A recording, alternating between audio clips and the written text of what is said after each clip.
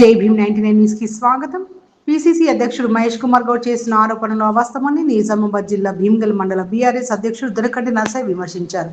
Double bedroom ఇల్లు భీమ్గల్ 100 పడకల ఆసుపత్రి అభివృద్ధి పనులపై కాంగ్రెస్ ప్రజలను తప్పుదోవ పట్టిస్తుందని ఆరోపించారు.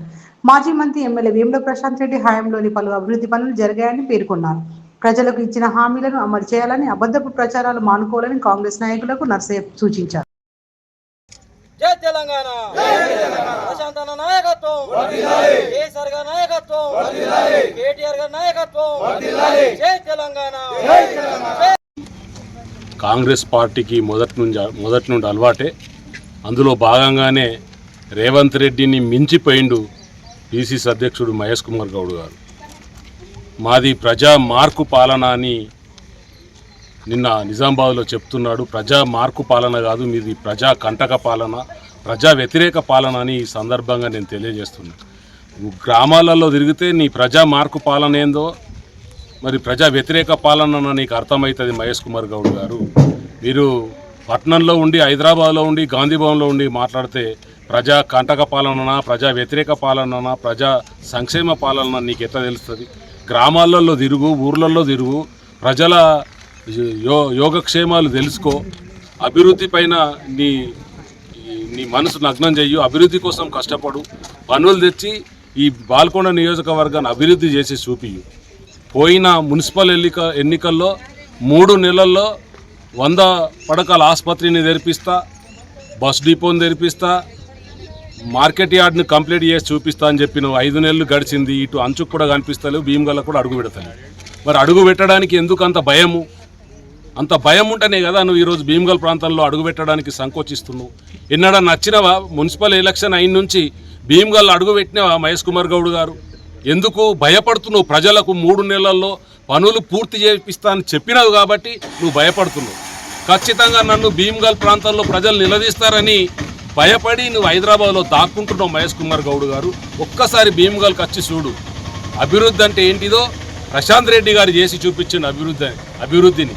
ప్రశాంత్ రెడ్డి గారు 10 సంవత్సరాలు అధికారంలో ఉండి ఈ బాల్కొండ నియోజకవర్గాన్ని, భీమ్గల్ ప్రాంతాన్ని ఏ విధంగా అభివృద్ధి చేసినరో భీమ్గల్ ప్రజలకు తెలుసు, ఈ డబుల్ బెడ్రూమ్లో ఉన్న ప్రజలకు తెలుసు. డబుల్ బెడ్రూమ్లు ప్రశాంత్ రెడ్డి గారు కార్యకర్తలకు ఇచ్చుకున్నారు, డబ్బులు ఇచ్చిన వాళ్ళకి ఇచ్చుకున్నారు అన్నారు. ఇక్కడ డబుల్ బెడ్రూము లబ్ధిదారులు ఉన్నారు, డబుల్ బెడ్రూమ్లు వెనుక ఉన్నాయి. మహేష్ కుమార్ గౌడ్ గారు, మా ప్రశాంత్ రెడ్డి గారు ఒక్క కార్యకర్త కూడా ఏలు పెట్టద్దు. అధికారులు లిస్టు తయారు చేస్తారు, నిరుపేదలను తయారు చేస్తారు. నిరుపేదలల్లా డబుల్ బెడ్రూమ్ల కంటే ఎక్కువ వస్తే ఆ నిరుపేదలల్లో లాటరీ తీపిచ్చి వాళ్లకు డబుల్ బెడ్రూమ్లు ఇచ్చిండ్రు. ఇక్కడ వీళ్ళు సాక్ష్యం. మీరు ఇందిరమ్మ ఇండ్లు ఇస్తున్నారు. ఇప్పుడు మీ ఇందిరమ్మ కమిటీలు ఉన్నాయి, ఊర్లల్లో గ్రామాలలో ఇందిరమ్మ కమిటీలు ఉన్నాయి. మహేష్ కుమార్ గౌడ్ గారు, ఏ ఒక్క కమిటీలో మామూలు వ్యక్తి ఉన్నాడా? ఒకసారి ఆలోచించు. ప్రతి కమిటీలో మీ కాంగ్రెస్ కార్యకర్తలే ఉన్నారు. ఇతర పార్టీలలో నిరుపేదలు ఉంటే వాడిని బెదిరించి పార్టీలకు చేర్చుకొని వాడికి మీ ఇందిరమ్మ ఇల్లు ఇస్తున్నారు మహేష్ కుమార్ గౌడ్ గారు. ఒక్కసారి ఆలోచించు. నువ్వు ఇష్టం ఉన్నట్లు మాట్లాడితే, ఏదో మాట్లాడి ఆకాశం మీద ఉంచితే అది ఎటో పోతా అనుకోకు, నీ మీదనే పడుతుంది. ఇంకోటి 100 పడకల ఆసుపత్రి గురించి నువ్వు మాట్లాడినావు. నీకు అర్హతనే లేదు. 100 పడకల ఆసుపత్రిని శాంక్షన్ చేయించింది ఎవరు? మహేష్ కుమార్ గౌడ్ గారు. 100 పడకల ఆసుపత్రి భీమ్గల్లో మొదలు ఉన్నది. ఎన్ని పడకల ఆసుపత్రి నీకు తెలుసా? మహేష్ కుమార్ గౌడ్ గారిని నేను సూటిగా అడుగుతా ఉన్నా. భీమ్గల్లో ఇప్పటి వరకు ఉన్న ఆసుపత్రి ఎన్ని పడకల ఆసుపత్రి మీకు తెలుసా మహేష్ కుమార్ గౌడ్ గారు? 10 పడకల ఆసుపత్రి భీమ్గల్లో ఉన్నది. ఎన్నేళ్ళు మీరు పరిపాలన చేసిర్రు? స్వతంత్రం వచ్చినప్పటి నుంచి మీ కాంగ్రెస్ పరిపాలనే ఉన్నది కదా. మరి 10 పడకల ఆసుపత్రిని 30 పడకల ఆసుపత్రి అనే వేయలేరు మీ ముఖంకు. 10 పడకల ఆసుపత్రిని 30 పడకల ఆసుపత్రి చేసి ఉంచాలి కదా, చెయ్యలేరు. 10 పడకల ఆసుపత్రిని ప్రశాంత్ రెడ్డి గారు 100 పడకల ఆసుపత్రిని చేసి చూపించిండు. ఇది ప్రశాంత్ రెడ్డి గొప్పతనం, నీది కాదు, మీ కాంగ్రెస్ వాళ్ళది కాదు. మరి 10 పడకల ఆసుపత్రిని అప్గ్రేడ్ చేసేది 30 పడకల ఆసుపత్రి అయితే 100 పడకల ఆసుపత్రిని చేపించి 15 నెలల్లో 15 కోట్ల రూపాయలతో బిల్డింగ్లు కట్టి చూపించారు. మీరు పోయి చూడండి. మీ వాళ్ళు రోజు దాని చుట్టూ తిరుగుతూ ఉన్నారు లేదా? మీ కార్యకర్తలకు మీకు కనిపిస్తలేదా? ఒకసారి చూడండి. మరి మీరు ఎన్ని రోజులే అధికారంలోకి వచ్చి? మీరు వచ్చి 2 ఏళ్ళు దాటిపోయింది కదా. మరి 3 కోట్ల వరకు కూడా మీరు కంప్లీట్ చేయలేరు. 100 పడకల ఆసుపత్రిని తెరిపిస్తానని మాట్లాడుతున్నారు. సిగ్గుండాల కొద్దిగా. బస్ డిపో సంగతి ఏం చేసిర్రు? బస్ డిపో తెరిపియలేరు. మరి 3 నెలలు అయిపోయింది కదా. మహేష్ కుమార్ గౌడ్ గారు నేను సూటిగా అడుగుతా ఉన్నా. ఇంకో మాట అన్నాడు, కోర్టు మేము తెచ్చినామని. కోర్టు మీరు తేలేరు. కోర్టు భీమ్గల్ ప్రజల కోరిక మేరకు కోర్టు వచ్చింది. సెంట్రల్ గవర్నమెంట్ భీమ్గల్ ప్రాంతానికి ఇది మహేష్ కుమార్ గౌడ్ గారు నువ్వు ఇక్కడనే రాత్నర్లో పుట్టినావు కదా, పాత తాలూకా భీమ్గల్కు కోర్టు ఎప్పుడో దేవాల మీరు అట్లా అనుకుంటే. సెంట్రల్ గవర్నమెంట్ ఇచ్చింది, ప్రజల కోరిక మేరకు సెంట్రల్ గవర్నమెంట్ కోర్టునిచ్చింది. మీ ప్రమేయం ఏం లేదు. ఇంకా కావాల్సిస్తే ఆ ప్రక్రియను మా ప్రశాంత్ రెడ్డి గారే మొదలుపెట్టిండ్రు. ప్రశాంత్ రెడ్డి గారే కోర్టు కోసం ప్రయత్నం చేసిండ్రు, తెప్పించిండ్రు. మీ కాంగ్రెస్ ప్రమేయం అందులో ఏం లేదు. లింబాద్రి గుట్టకు గెస్ట్ హౌస్ అట. ఎవరి కోసం అండి గెస్ట్ హౌస్? లింబాద్రి గుట్టకు మేము గెస్ట్ హౌస్ ఇస్తున్నాం, గెస్ట్ హౌస్ కడుతున్నాం అని చెప్తున్నాడు. లింబాద్రి గుట్టకు గెస్ట్ హౌస్ ఏం అవసరము?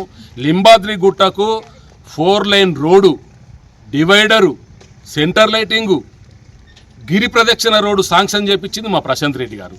4 కోట్ల రూపాయలతోటి మా ప్రశాంత్ రెడ్డి శాంక్షన్ చేపిస్తే ఈరోజు లింబాద్రి గుట్ట వెలిగిపోతా ఉన్నది. ఒకసారి పోయి చూడు. మరి 10 సంవత్సరాల క్రితం కిందికి పోయి చూడు. 10 సంవత్సరాల కిందికి పోయి చూడు. రోజు మీ రాత్నగర్కు ఇదే రోడ్డు వెంబడి పోతారు మీరు. మహేష్ కుమార్ గౌడ్ గారు చూడలేదా ఎన్నాడు లింబాద్రి గుట్టను? ఇప్పుడు ఎట్లా ఉన్నది? మీరు గతంలో చూసిన లింబాద్రి గుట్ట ఎట్లా ఉన్నది? లింబాద్రి గుట్ట గురించి మీరు మాట్లాడితే ఇక దయ్యాలు వేదాలు వెళ్ళవేసినట్టే ఉన్నది. ఇంకో మాట అన్నాడు, ప్రతిపక్ష ఎమ్మెల్యేలకు ఏ పార్టీ అయినా మేము డబ్బులు ఇస్తున్నామని చెప్పిండ్రు.